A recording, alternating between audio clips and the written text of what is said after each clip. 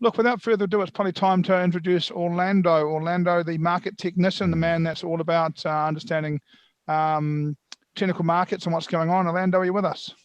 Yes, I am here. How's everybody doing? Good, thanks, mate. Mate, so what are we looking at today? Well, let me share my screen. Can you give me powers, please? Yep, no problems. So today I wanna talk about the New Zealand dollar US dollar because as you said, it's just spiking through levels, but it got to the level that I was looking at to get on a big short a couple of months ago. So let me just share my screen. I think we talked about this level a couple of months ago on a TTR. Hold on, just let me go to the daily chart because I want to show you the first the level that I'm talking about. So this is the level that I was looking at for the short, right? And uh, and I do believe that the potential to the upside is there because if you look at this, you know that breakout of this flag is super strong, but this level is also super strong, right? And I'm not going to put the volume profile, but there's heavy historic volume being traded here. So what I'm going to be looking at next week is a possible rejection of this level to trade the short side, but I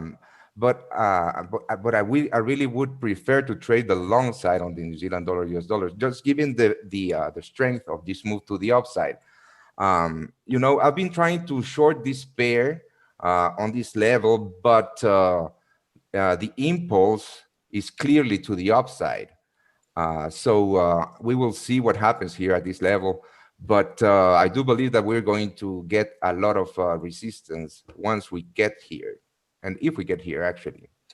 I don't know what you think about that because of how strong this move to the upside was at the end of last week.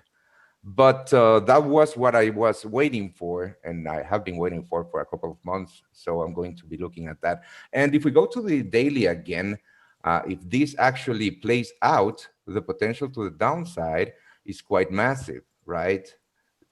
If we manage to break with this structure, the up structure that we've been trading on since March, since uh, late March, if we manage to break this structure and this level where we bounce off to the upside, I think that we could see the retest of these lows right here.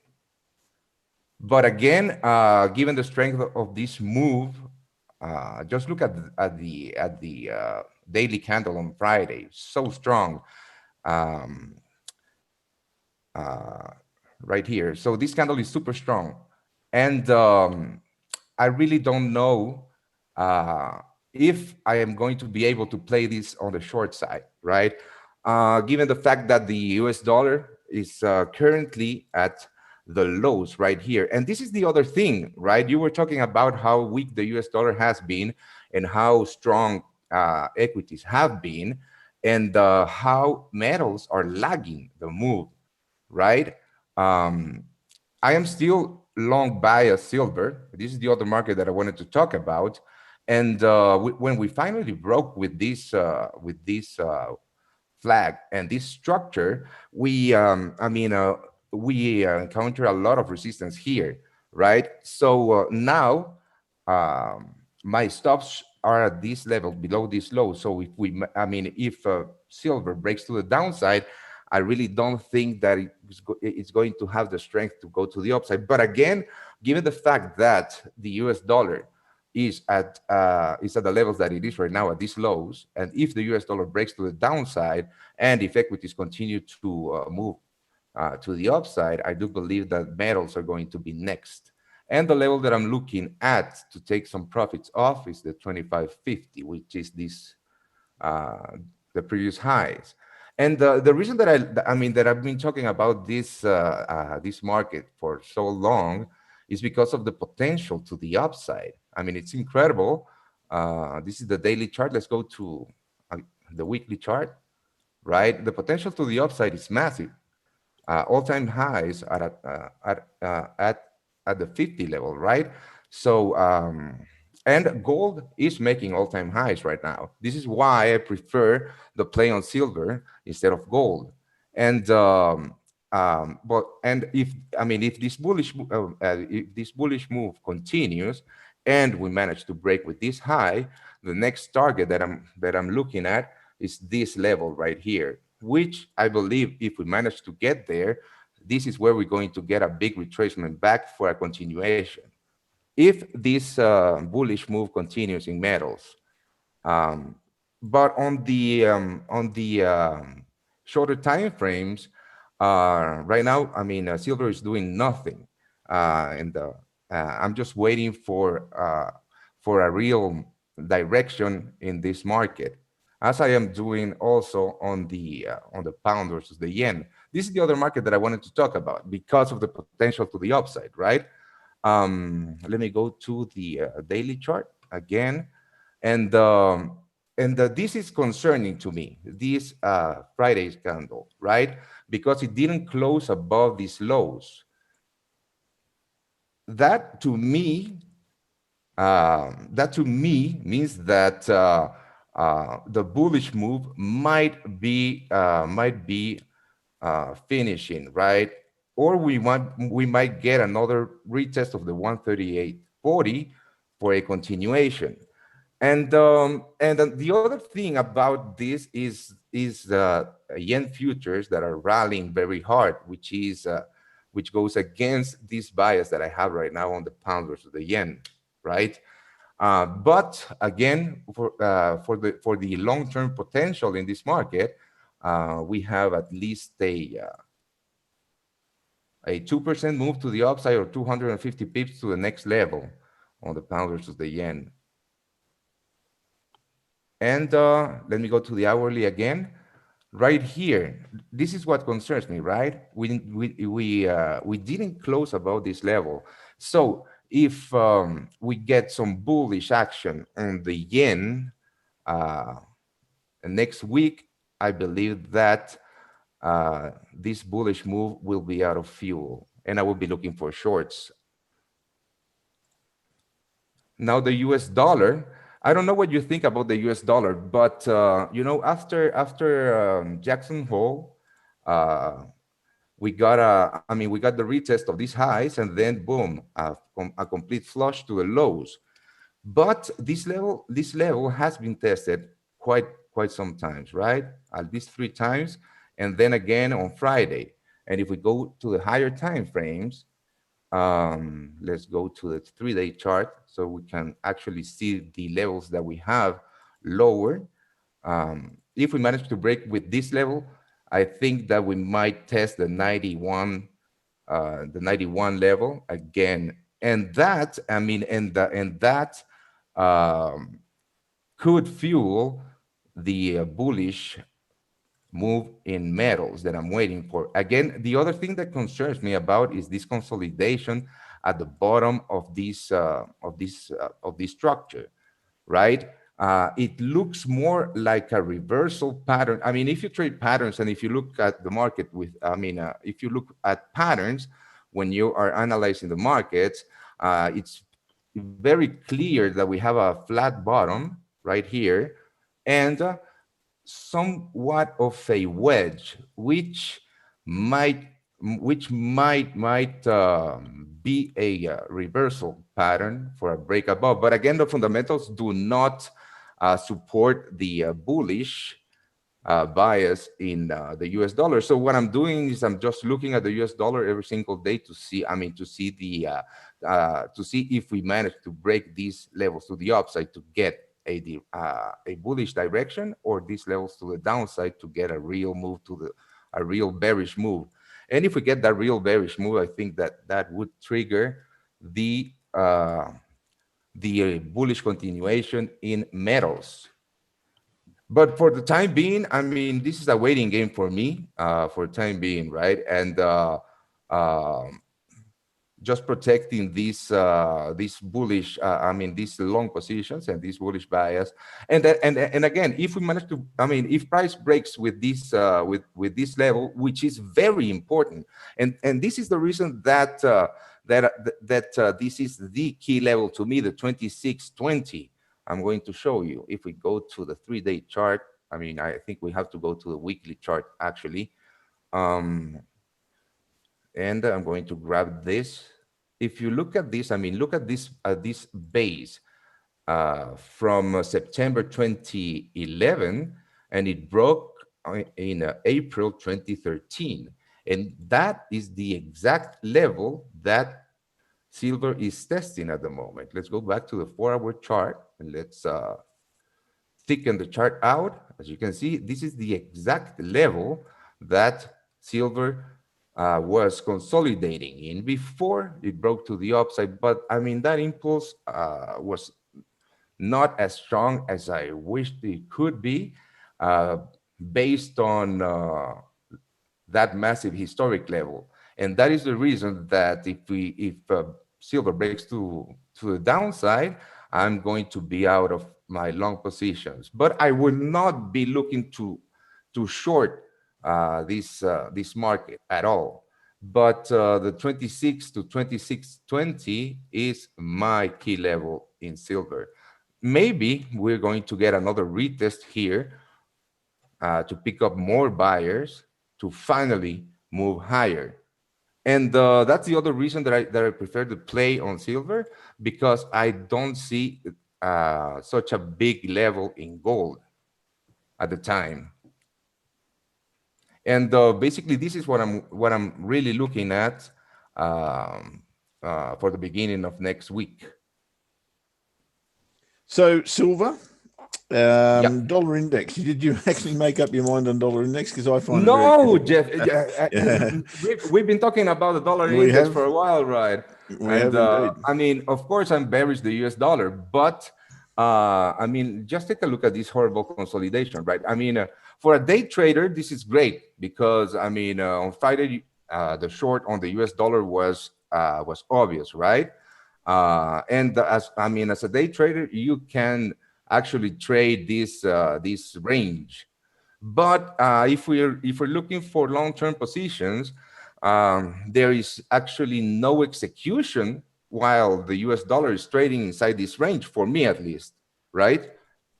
So I'm waiting for a break to the downside for a real bearish move, or a break to the upside for a real bullish move. And I mean, if we break to the upside, actually, I wouldn't be looking for a real bullish move if we break with the 93.45, because my key level in the DXY, it is the 94 level, these highs right here. So to me, it's a waiting game to see some real direction in the US dollar. Well, based on the DXY, of course. Yeah. Well, there is a direction, but I think both you and I are waiting for it to actually get a retracement of any kind, of just some kind. It just won't do it. Definitely. And we've had some retracement to the upside, but I mean, I think we were talking about a big retracement to the 95 levels. Or I certainly was, yes. Yeah. You were talking about the 95 level. Yeah, I was talking about the 94 for a retracement to get real sellers, right, and a continuation lower. But I'm in that group too. I want to be a seller, but me too. I want it back there. Yeah, but really, I don't think that we're going to get there. Just based on how the rejections have been at the highs, right? Every time we go here, boom, the US dollar gets smashed to the downside again and again. Yep. But again, when we get to the lows, the fuel or the bearish just ends, right? But again, I think that if the DXY breaks with that 92 level, the bearish move to the downside, well, of course to the downside because it's a bearish move, might happen. But to me, there is no direction in the US dollar at the moment, and it hasn't had any direction since late July. But for a day trader, I have taken short positions on the US dollar, but I would prefer to have something like this, right? When the US dollar broke with these lows, just look at this, and it's the same thing that we are watching right now. Just look at this. This was a ranging market, and then when it broke with that level, boom, we had that flush, and that's what I'm expecting when the DXY breaks with this range again, a continuation, right, to the downside. And well, that's basically it. So how much is that going to influence you with silver, for instance? Is that very much part of the equation for you, or is the silver technical chart enough to trade silver with? Yeah, well, exactly. My silver trade is not based on the US dollar weakness. 100% is more of a risk off play, right? But but again, it's pure technicals. I mean, my entries are purely technical on silver. Cool. So it's silver long. Yeah. Dollar index or dollar per se, short if it breaks the level, or long if it breaks the level. Well, it's well, kind actually, of I don't know if I would take the long if it breaks to the upside, right? I would wait for a retest of the 94 or 95 level, as you were talking about, and then look for that big short. Okay, big short. Sounds like a movie. Exactly. So those £2 yen was the other, yeah? Very, very clever, Geoff. Sorry, I'm just running out of big ideas, mate.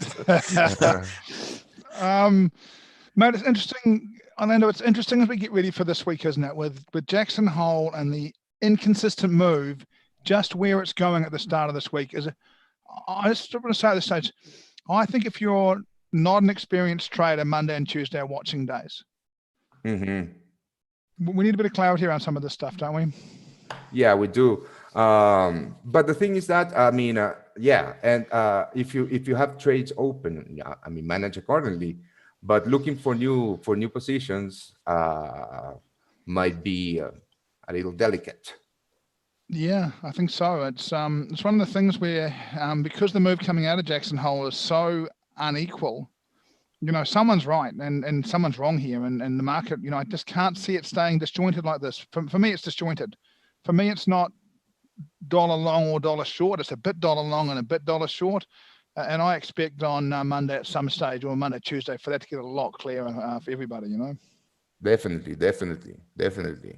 And again, yeah, that too. And if we get some clarity with direction, we might get the follow up on the metal on the markets that are lacking or lagging that impulse too.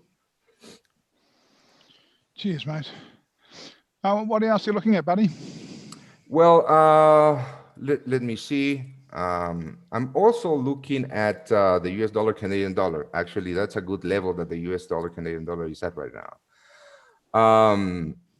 We were short. I mean, we were short bias the US dollar Canadian dollar last week. This is the daily chart, right? But right now we are at a very important level, right?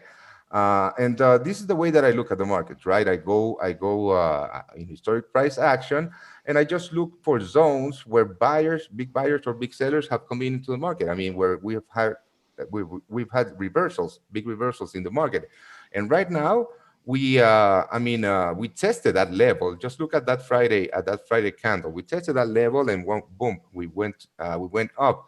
Now, I wouldn't be a buyer on the US dollar Canadian dollar, just given the fact of the massive move to the downside. But on the lower time frames, if let's go to the 2-hour chart. If this was actually the short, that's fine. If I just look at this pattern right here. If price breaks, retest this level, we might get an opportunity to buy this market and hopefully reach a break and retest of this level too. But I mean, again, it's I see it as catching a falling knife. And the other reason that this might be a possibility is because of how low, again, I'm going to go to the daily, the US dollar, Canadian dollar is, right? And I mean, we from high to low, this has been a what? An 11% move to the downside uh, in what, 3 months, right? 3 4 months, and without any real retracement.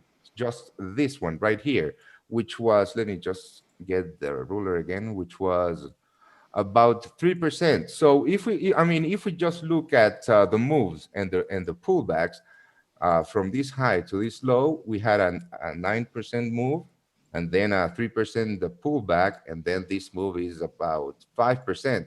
So if we're just looking at symmetry in the market and just measuring the moves, we might think that there's still room, or there's still room for more moves to the downside. But this level is so massive, to me at least, that I expect. Well, no, it's not that I expect, but we might see some bullishness here and quite a big pullback, maybe to this level right here. I mean, this is what I'm looking at, right? A pullback to this level, and then a continuation lower, okay? And because of how big that pullback might be, it could be an opportunity to go long if this plays out, right? But I'm just waiting and see to, I mean, I'm going to wait and see Monday, Tuesday, how price reacts to this level, and if we manage to break with these lows. Because I mean, the first thing that I do is I go to the higher time frames, right, and look for my key levels, and then I go to the lower time frames and look for immediate levels, right? And it's very clear that we have this consolidation here with this level of support, then we broke down this level, and if we manage to break above this level and retest it, rejected it, we're going to get a good risk to reward opportunity for first targets here, even though that this move is only going to be 85 pips, right?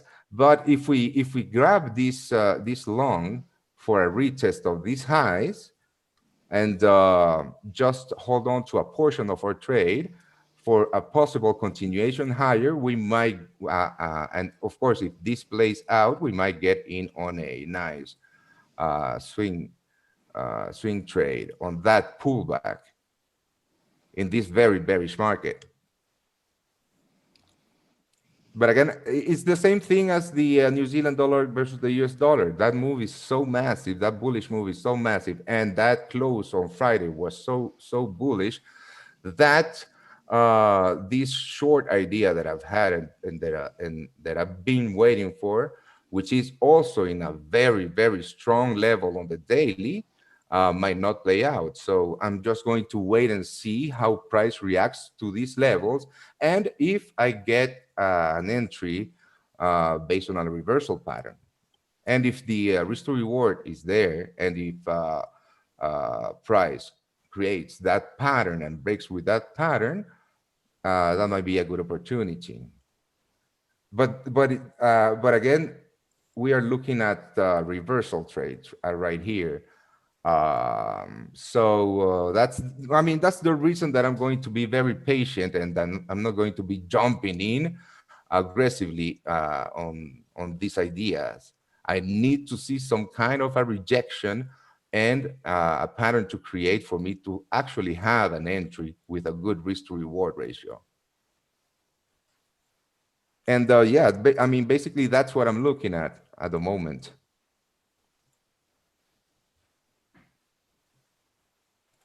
Yep, this right here.